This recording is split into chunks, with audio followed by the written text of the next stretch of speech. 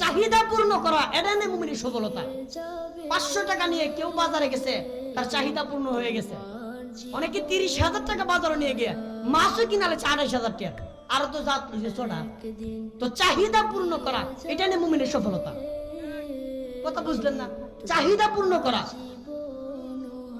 Building তো 2 তলা, কিন্তু লোন আছে 4 কোটি টাকা। গার্মেন্টস 5টা, কিন্তু লোন আছে 100 কোটি টাকা। অথচ অনেক মানুষ দিন আইনা দিন খাইতেছে, আরামে দিন কাটাইতেছে, জিন্দিগি পার করতেছে। ওনাদের জিন্দিগি যাইতেছে না? আপনারা বলেন, আপনারা যারা আজকে এশারের পরে গুস্তু দিয়ে ভাত খাইলেন, আর যারা শুধুমাত্র শুটকি পর্দা দিয়ে ভাত খাইছেন, মানে আপনাদের পেট কি আর খালি আছে? দিন যাইতেছে না? যাইতেছে কিনা?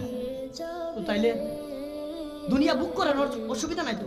দুনিয়া অর্জন করেন, এটা আল্লাহ তাআলা বলছে। আমি বলি না দুনিয়া অর্জন করেন না, কিন্তু দুনিয়া অর্জন করতে করতে বিল্ডিং উড়াইতে এমন বিল্ডিং কেন বানাইবো যে বিল্ডিং আল্লাহকে ভুলাই দিব? এমন বিল্ডিং কেন আমি বানাইবো যে বিল্ডিং এর ভিতরে মুয়াজ্জিনের আজানই যাইব না? এমন সন্তান আমি কেন মানুষ করব যেই সন্তান আমাকে আল্লাহ ভুলাই দিব? এমন বিবিরে পালতে পালতে কি দরকার আছে যে বিবি আল্লাহকে ভুলাই দিবে? আমি তো প্রত্যেকটা প্রবাসীকে বলি, এমন বিদেশ করিও না রাব্বা, যে বিদেশ তুমি করবা তোমার প্রত্যেকটা ঘামে, তোমার রিয়াল ভিজে, মুদ্রা ভিজে, টাকা ভিজে, তুমি কত কষ্ট করো।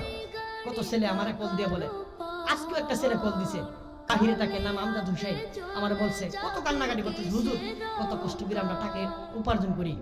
তারা তো জানে না রে কত কষ্ট করি।